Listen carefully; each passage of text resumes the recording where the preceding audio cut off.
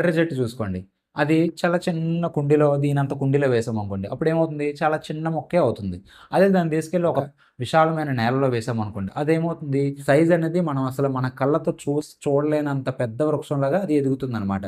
So, మన యొక్క potential అనేది మనం మన యొక్క పరిమితులను బట్టి పెట్టుకొని మనం ఇలానే ఉండాలనుకుంటే ఇలానే ఉంటాం.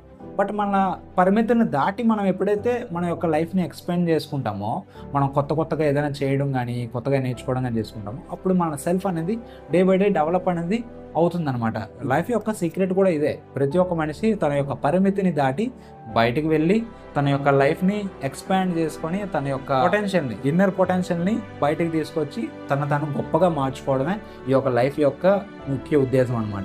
సో, మీ అందరూ కూడా మీ యొక్క కంఫర్ట్ జోన్ బ్రేక్ చేసుకొని, మీ యొక్క లైఫ్‌ని ఇంకా బెటర్‌గా, సంథింగ్ ఇంట్రెస్టింగ్‌గా, సంథింగ్ స్పెషల్‌గా చేసుకోవాలనేదే నా యొక్క ఉద్దేశం అనమాట.